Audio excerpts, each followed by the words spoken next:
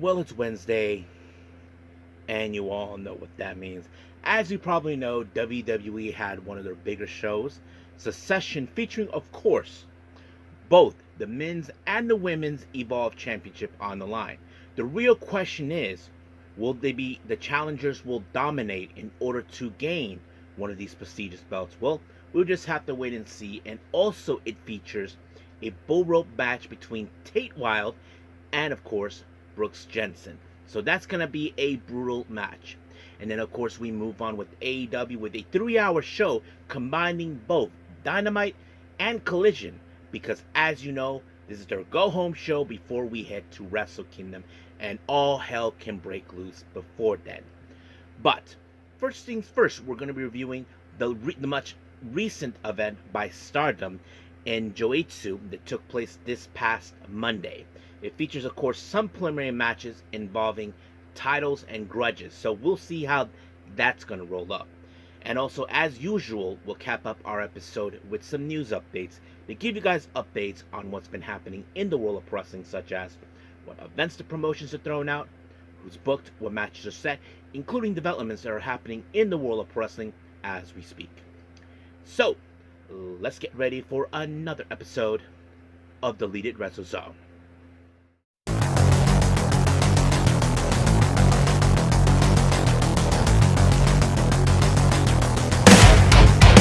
Are you ready?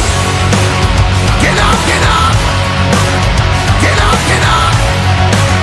Get up, get up. Get up, get up.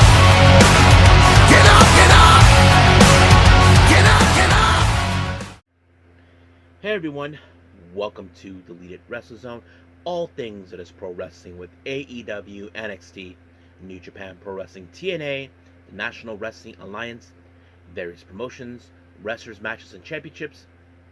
I am your host, J-Rod here. So, if you are new to the channel, welcome. This is a channel we do a lot of pro wrestling reviews from various promotions, not only here in the United States, but also in Japan, Mexico, Canada, Europe, the UK. Any world of wrestling is not as big, but it continues to grow.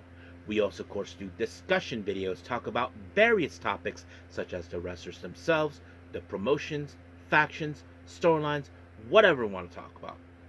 We also, of course, do more news updates. If certain information was unable to be on this episode, we can either put it on the next one or on a separate video by itself.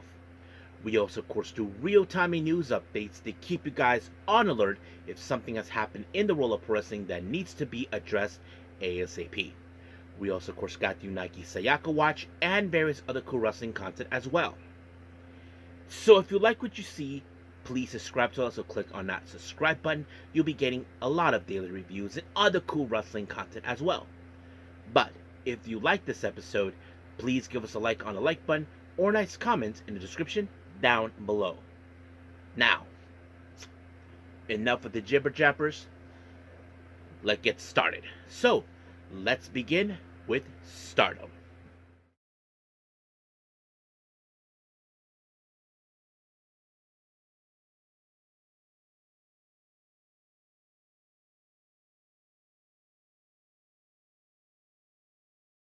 Okay, Stardom and Joetsu. This is their much recent event that took place this past Monday on the 13th of October at the Duo Cerezo. Now, I want to put a note here. Shuri was not involved in this show because many of you know this. She was at the Ryogoku event for King of Pro Wrestling for the IWGP Women's Championship, which of course I reviewed. However, she wasn't the only one who was absent as well. So was Natsupoi and Sayori Anu as well. Reason beyond that is because, as you probably know, on that very same day, it was the final show and the only first and only self-produced show by Tai Hamna, who, as you probably know, she officially retires. Many of you may know this or may not know this. Tai Hamna, who is a Yoshi wrestler who is also was trained by Yuna Manaze, and also a former actress girl, was good friends with Natsupoi and Sayori Anu. So they did their show. So that's why those three were not participating in this one, in case anybody asked.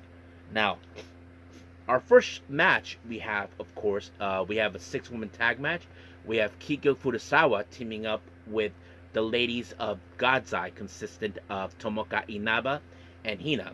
They take on MMA Shima. She teams up with FWC, Kobuma and Azuki. Now, some people would look at certain factors involved in this. You look at, of course, FWC, Koguma and Azuki. They are a very equal cohesion team. They know exactly how to work together very well.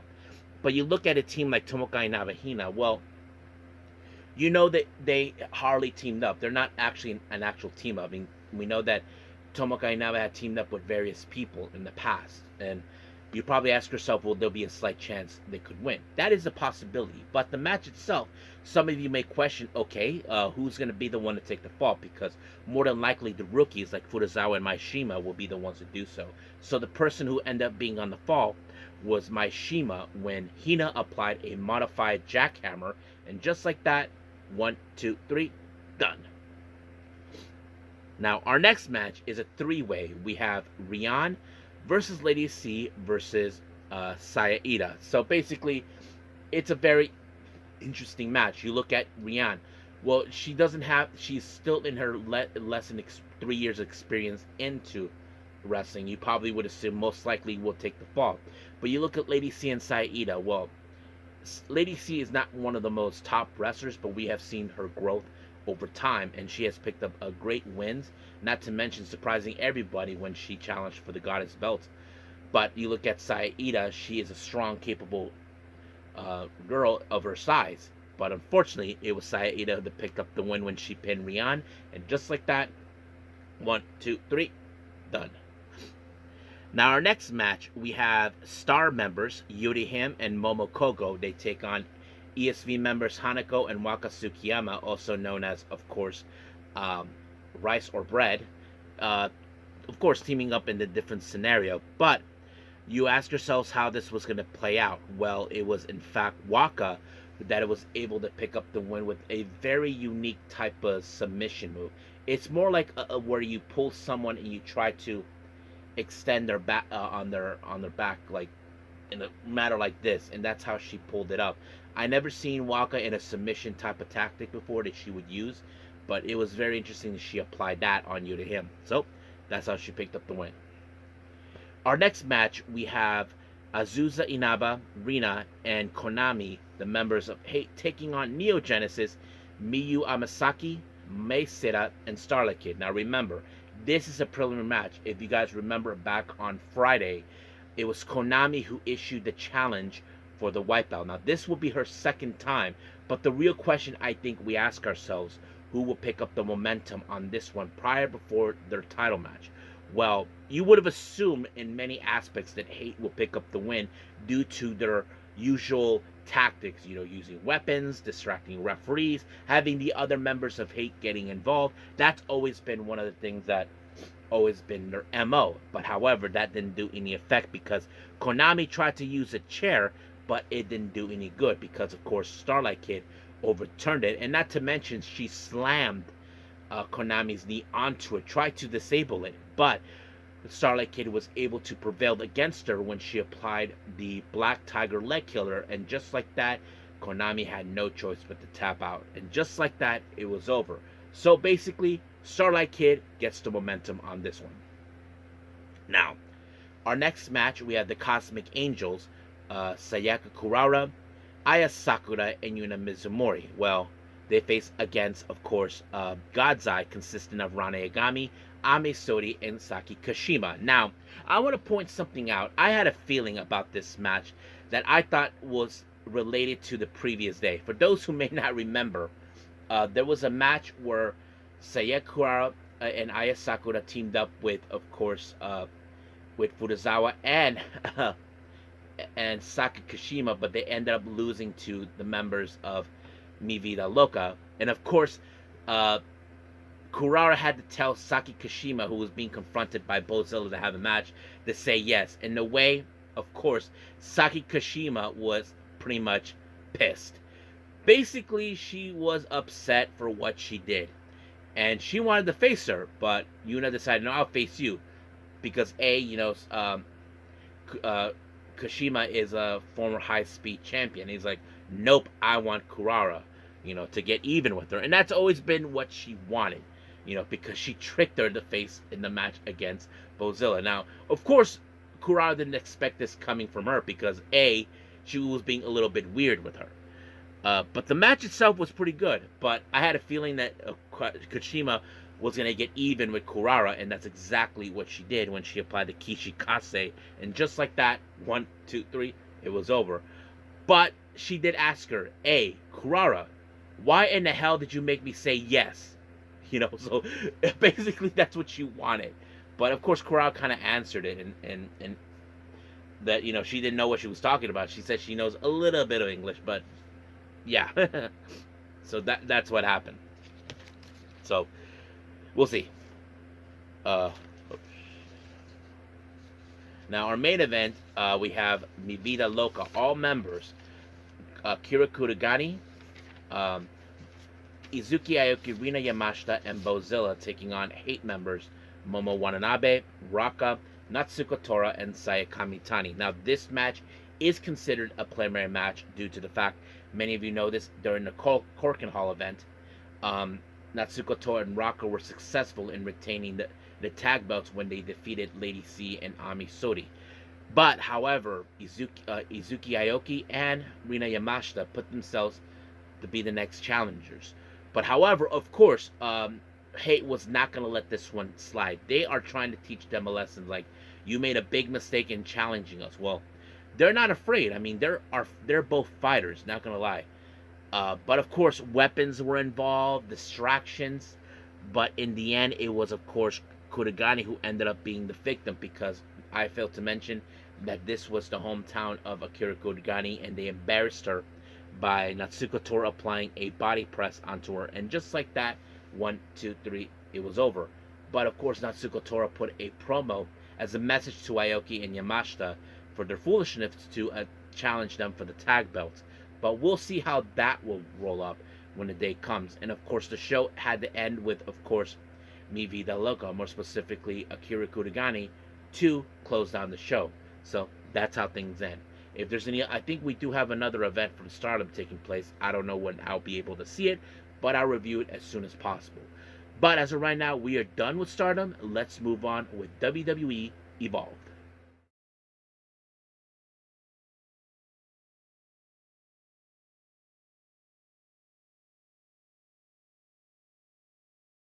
Okay, WWE Evolve Secession. This is their big show that they announced about almost 2 weeks ago. Now, we opened up, of course, with the Men's Evolve Championship match. Jackson Drake defends it against now former member of the Vanity Project, Bryce Donovan. Of course, many of you know this, that Bryce Donovan has failed on certain occasions to make sure that no one challenges Jackson Drake for the belt. Well, of course, he did that, but he put himself as the guy that challenged him, and this was the last thing that the Vanity Project or Jackson Drake expected. And of course, when it comes to this match, you know perfectly well that Jackson Drake was going to have the Vanity Project to ensure that Bryce Donovan knows his place. But of course, like the old saying goes, the ghost of Christmas past has come back. Well, Keanu Carver wanted revenge for what happened. He seems like he wanted to disrupt this match. Like he felt like this was supposed to be my match. But yeah, I mean, I wouldn't be surprised that if the Keanu Carver will tell Stevie Turner that to give him the match that was robbed from him. And I'm pretty sure that could happen. But however, Bryce Donovan had his work cut out to him, because he knows he's not an idiot. He knows how the Vanity Project operates. He knows too well that Brad Baylor, Ricky Smokes, and Zeta Steel will do whatever it takes to interfere. But however, it took only in 2 unaligned moves by Jackson Drake to take out Bryce Donovan, and just like that, 1, 2, 3, he retained his championship. So the real question now goes, who is next? We'll just have to wait and see. Now, we did see, of course, the Prime Minister Evolve, Stevie Turner, was on the phone with someone talking about someone from AAA coming to Evolve. It's still unclear who, but later she was surprised to see Big Jaw making an appearance. So that is pretty much what took place. Now, moving on, we did see a video promo by Adrenaline Drips. As you probably know, they are fully aware that their opponents, Riggins and Priestley, are after them because they like to consider their match as a fluke. But they're not going to let that stop them no matter what. Now, we did see Chua Martinez just lounging and hanging around with Layla Diggs and Mason Holiday, but Wendy Chu was there until she started talking, and then Chantel Monroe, who likes to be up in people's business, decided to get involved in this, but I'm sure Wendy Chu is going to chew her up no matter what. Now, our next match is a Bulls Ropes match. We have, of course, Tate Wilde versus Brooks Jensen. Now, Brooks Jensen attacked them because Tate Wilde was saying, look, I got nothing happening in Secession, so I'm going to put my name on this. And Brooks Jensen just, kid, you need to shut up because you need to learn a lesson and know your place. And that's exactly what he tried to do. But a Bull Ropes match, anything could be. I mean, you can use it as a weapon. That's exactly what Tate Wilde and Brooks Jensen did on each other. But Tate Wilde was the one who prevailed when he applied the moonsault known as the Wild Ride. And just like that, 1, 2, 3, done. Now, it turns out, as many of you know this, it was recently announced that WWID Prospects has announced brand new prospects will be making their debut. I don't know if it's in relations to the much recent ones that departed. I'm not sure, but we'll see it in what happens. Now, Prime Minister TV Sterner was talking with Sean Legacy about the recent developments that took place with them. As you know, Sean Legacy was trying to put himself in the map for a shot of the Evolve Championship, but Edris and Ophir got involved. But of course, Big Jaw showed up saying that he was going to set up matches. So Stevie Turner said, how about this? Next week, you take over for one day. And that's how it went. And then later, Diggs and Mason Holiday had a little nice conversation about upcoming matches that they want to set up. So we'll see how that rolls up. Now, our main event is for the Women's Evolve Championship, Kendall Gray versus Callie Armstrong. Now, they both came from the same class together in the PC, and you probably know how that plays out. But, however, Callie Armstrong has been a force of nature. No one has able to stop her so far. But Kendall Gray was not backing down. We know she has aimed for this belt a few times, but now she gets lucky. But you would assume that Callie Armstrong would definitely try to put the hurt on her, try to dismantle her as much as possible. But surprise, surprise, somehow Kendall Gray was able to survive it by when Callie Armstrong was attempting to apply the Callie connection, she overturned it into a body slam, and just like that, 1, 2, 3, brand new champion, just like that. So a new era has begun, but now we have to wait who will be the lucky challenger, the challenge. I wouldn't be surprised if Callie Armstrong requests a rematch, but I do know two people who definitely want that belt, and that is, of course, Zeta Steele and Nikita Lyons. So we'll see how that will plays out as we move forward. But as of right now, we are officially done with WWE Evolve Secession. Let's move on with our last and final review, AEW Dynamite / Collision.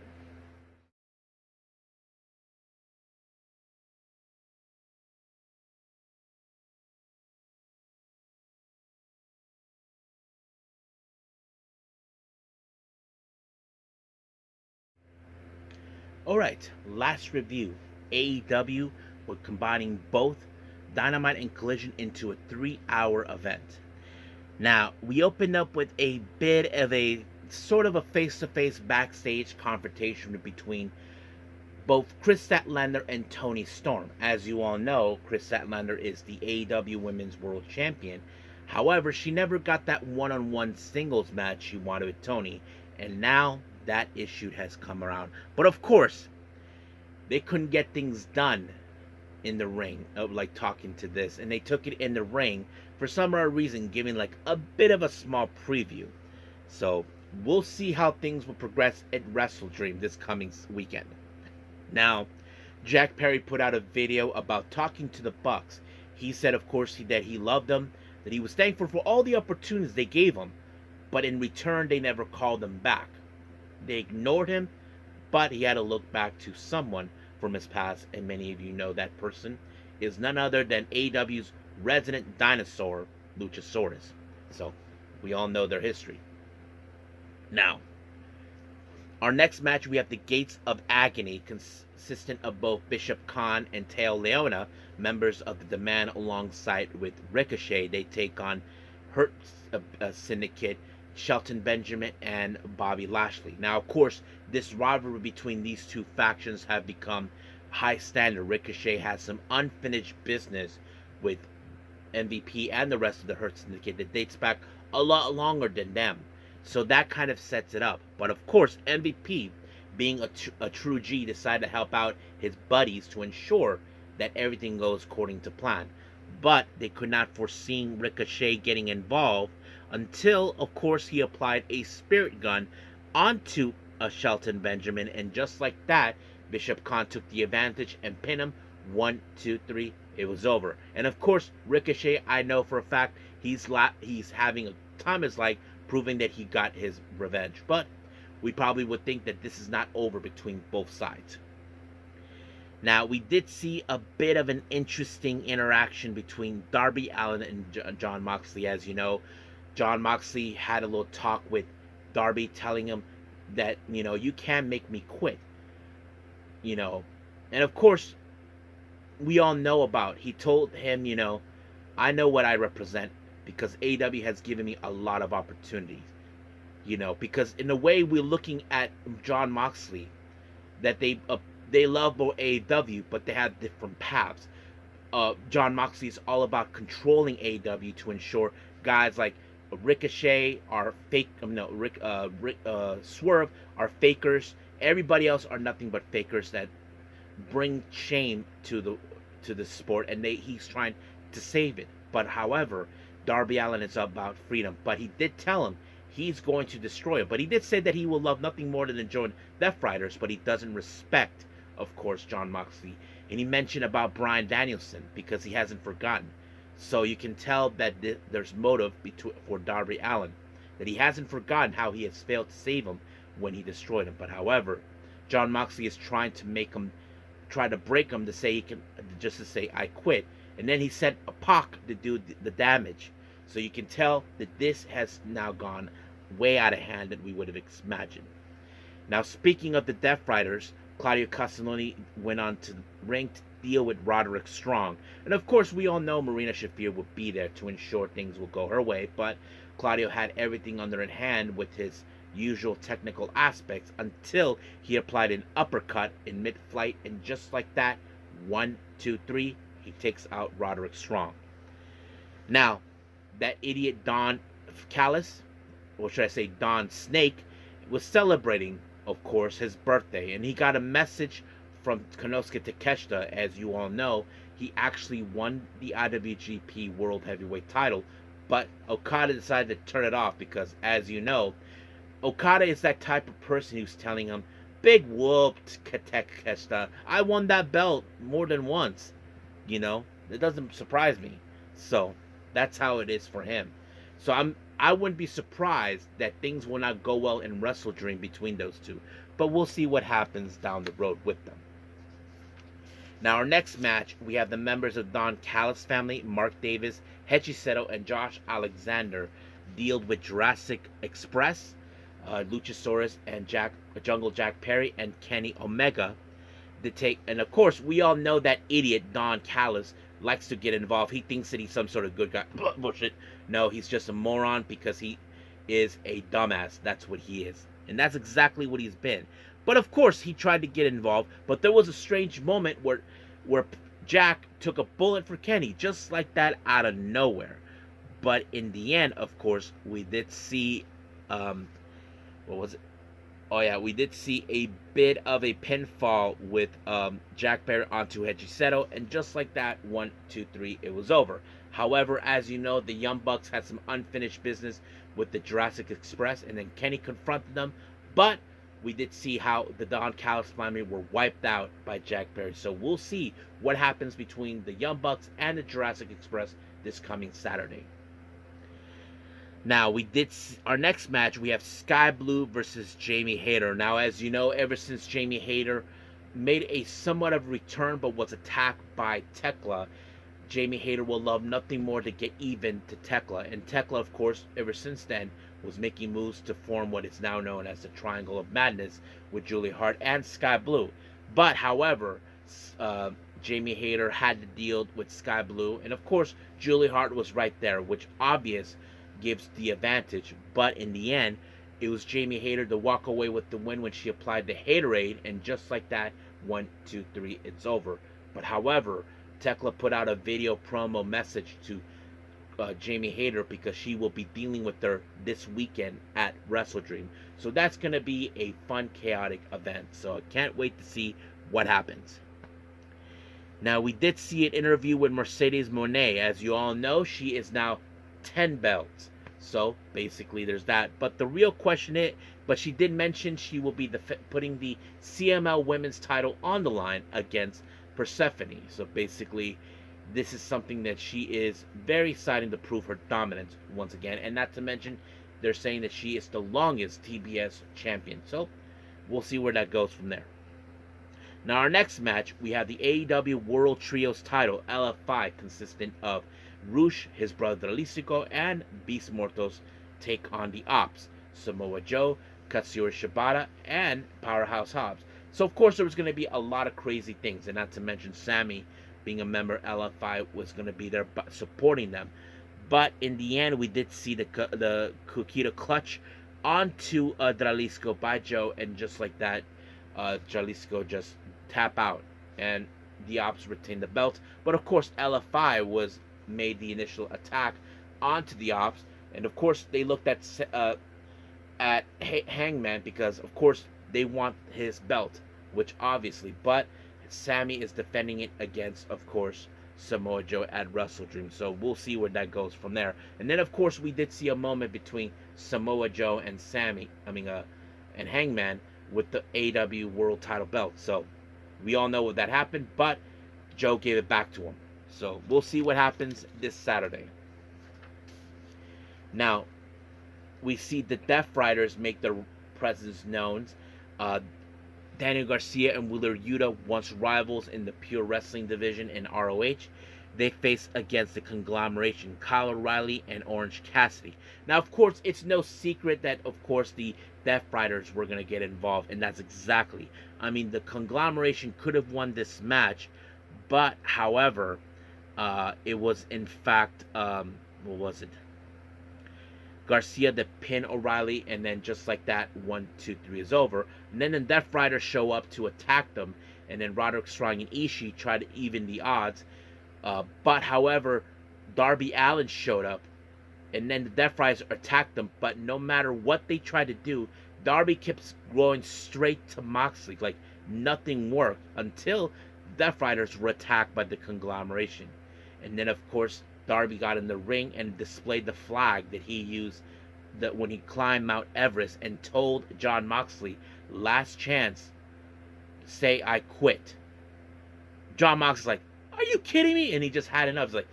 He just felt like, you must be crazy. I'm not going to say I quit. It's you. But the real question people are saying, no matter what, it doesn't seem that Darby Allin is going to say I quit. But Jon Moxley doesn't think it's going to be him. He thinks it's going to be Darby. But of course, he's fighting for a much better cause than what Jon Moxley did. He did held the AEW World Title hostage. But we'll see what goes at WrestleDream. Now, we did see Mega Bane along with FTR, and that idiot Stokely Hathaway had some remarks towards Willow. And then, of course, the Jet Speed, Willow, and Harley Cameron had some words to say. But, of course, we did see the attack on Mega Bane. And then, of course, Jet Speed taking care of business. But the match jumped in with Harley Cameron and, of course, Megan Bane going face-to-face. But the match was brutalized. Megan Bane tried to brutalize Harley Cameron as possible. But what was surprising the most, we all know one of her signature moves is Fate Descent was one of the most effective moves that she ever used, but somehow Harley Cameron kicked out.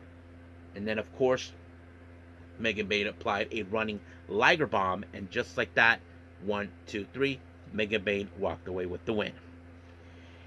Now, Hook and Eddie Kingston has their sights set on LFI, so they seem like they want to challenge them, and of course, at the tailgate this coming weekend. So that's going to be a lot of fun to watch. So we'll stay tuned to that.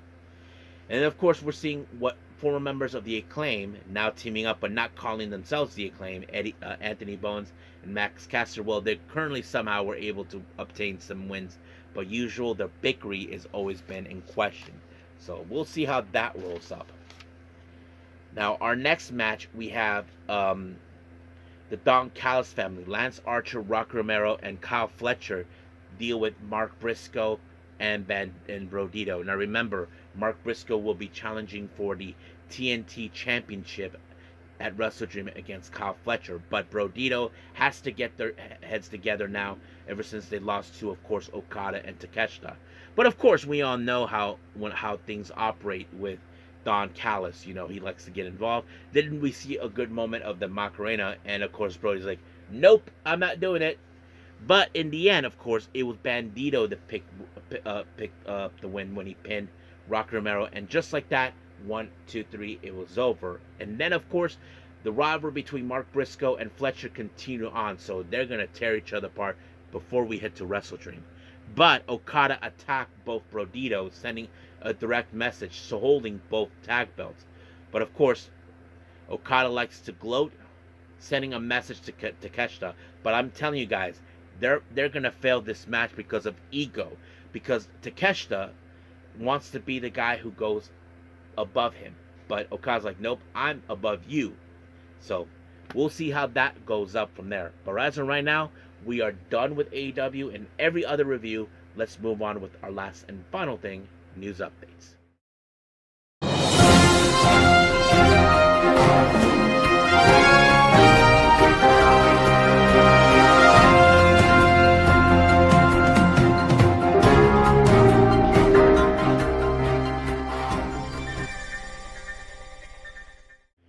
Okay, so welcome to our news update. So let's begin with upcoming events. We have a big with GCW. As you know, on the 11th of November, they will be in Hartford, Connecticut for You Wouldn't Understand. They announced Maki Ito, the cutest in the world, will take on Kerry Morton. So this is going to be a very interesting one, because if many of you guys know who Kerry Morton is, he is the son of Ricky Morton, a member of one of the greatest tag teams of all time, Rock and Roll. So we'll see how that happens. And then, of course, their Vermont debut, they announced Billy Starks for the first time will face off Shotzi Blackheart. So that's going to be a balls to the walls match. And then, as you know, we have the Nick Gage Invitational 10 taking place, of course, on the 12th of December in Orlando. 2 more names have been added. The third was Otis Cougar, the brother of Atticus Cogar, and then we have Mr. Danger in number 4. So that's pretty much for our GCW updates. Let's move on to the other updates on upcoming events. For Fantastica Mania, they'll be taking place on the 18th of October. We have Místico, Máscara Dorada, and Michael Oku teaming up. They'll take on Will Caven, Mark True, and Karen Lacey. So yeah. And then finally, we have Deadlock Pro Wrestling with Super Battle taking place on the 19th of October. We do have a 3-way ladder match for the DPW World Tag Team Belt. Miracle Generation will defend them against Violence is Forever and, of course, the Grizzled Young Vets. So this is going to be intense. So that's pretty much it for upcoming events. Let's move on to some developments. Now, many of you know this, that we mentioned Mercedes Mone is now 10 belts, and now she's only 1 belt away from breaking the record that Ultimo Dragon had when he held 10 belts. Recently, she has filed a trademark that says Ultimo Mone. So basically, she is going to do, that's exactly what she did. So you guys know the gist on that. Many of you know this, that recently BJ Ray was recently released from WWE. Well, he put out on his X account a message to Tony Khan, and this is what it says. Your boy is ready. Call me. So that is kind of unusual for us to hear from someone calling him like that. I think some of you will believe that it would never happen. I would say it would, but you may never know. So never say never, as the old saying goes. But we'll see what happens. Ruby Soho, along with her husband Angela Parker, as you know, Ruby has been out for a while due to the fact of her maternity leave. Recently, it was reported that they opened up a gaming cafe called Victoria Roll in Indiana, of course, in their home. So this is their new adventure they started out. Now they never mentioned that she's no longer with AEW. Both of them. I mean, it seems like they still are, but they're focusing on their family and this business. So we'll see how things will go. We don't know when Ruby will be making her return, and so with Angela. I know that their primary focus is on their daughter, so I'm not blaming them on that. Now, Tokyo Pro Wrestling recently announced that there's going to be a wrestler making her debut in Korakuen Hall for All Rise, challenging, of course, Miyu Watanabe for her championship. Well, the first person that they answered, and no, I have no relations to this person, in case anybody asked. The person is J Rod. Yes, but here's the thing, guys. My name is J. Rod. Well, hers is J. Rod. So no relations, in case anybody asks. So yeah, so that's gonna happen soon on the 9th of November. Now, as you all know, Chris Jericho once again is putting on the Jericho Cruise, the Rock Wrestling Rager that takes place every year. However, it was noticeable that none of the AEW talent is been booked in this event. Now, we have seen in recent years with this event that, of course, AEW talent were there. But we don't know what this means. I mean, there are those that believe that maybe Jericho will be heading back to WWE. I don't know. That is still an unanswered question. We don't know what Jericho is trying to do here. We don't know the specifics why he is not adding AEW members into into this booking. So we'll just have to wait and see how that rolls up. Now, as you probably know already, Booker T, apparently he put out some comments regarding about Wes Lee. As you all know, Wes Lee was one of the recent wrestlers that were released from WWE. And he had some comments to say about him. Let me pull that up for all of you. Yes, here it is. This is what he had to say. Wes Lee is a guy that's highly, highly talented. Wes Lee is a guy that I would have thought have been safe. But I think also would have been the thing all about NXT being developmental system. Wes Lee's been there for what, 5 years? When you have been developmental system 5 years and you're not looked upon being someone that's gonna make it in the main roster, you could be the one guys that gonna get cut. I really feel this guy, his talent was extraordinary. One of the best North American champions in NXT, if not the best. A guy who could go out there and fight, and he could fly and do all sorts of stuff. Of course, there's a place Wes Lee, of course, can go, TNA, and of course AEW will pick up like that, just like he's very, very highly talented. But as far as development system, I would implore guys to think that they're gonna be 2.5 years of that. So you better be motivated to figure out what this thing is about. You might not want to act like the elder statement. So yeah. So I think that's what's going on. I mean, Booker T is saying like he should have been already in the main roster, but he didn't. For whatever reason, he's been with NXT for 5 years, and so far he hasn't been picked up. We don't know. He doesn't know what's the main reasons, what's the cause of it. I mean, yeah, I mean, he could have been in the main roster if that was the case, but no. But Booker T didn't stated that he does have options, where he can try to develop himself, because some people think that NXT has the better talent, and then of course once they move to the main roster, things don't go according to plan. I mean, we've seen that over the years, but we'll see. We don't know for sure if Wes Lee will be heading back to TNA. I mean, yes, he could. I mean, people would highly think if he does go to TNA, most likely WWE will pick him up, but we don't know. That's an unanswered question. Would he go to AEW? We don't know either. So we'll see how that goes. So we'll just see what happens here and out. We know that he is currently awaiting his no compete clause to finish, and then we'll just wait and see. So as of right now, let's call it a day. Well, I hope everybody enjoys this episode. Coming up, we have TNA, of course, and Ring of Honor. So, as you probably know, in TNA, we come off the aftermath or the fallout after, of course, Bound for Glory. So, the real question we ask in TNA, what's going to happen? Well, we just have to wait and see. And as for Ring of Honor, we probably would assume there'll be preview matches regarding, of course, upcoming title matches and, of course, for the upcoming ROH Women's Pure Wrestling Tournament to determine who will be the first ever. So we'll just have to wait and see until then. But as of right now, that's pretty much it. Now, if there's any other reviews I may do, there's going to be a 50-50 chance on that. But the priority for the next episode is TNA and Ring of Honor. So stay tuned for that. But as of right now, we'll end things here. But until then, I will see you guys in the next DWZ time. Same DWZ channel. I must bid all of you adieu. So, goodbye. And have a nice day.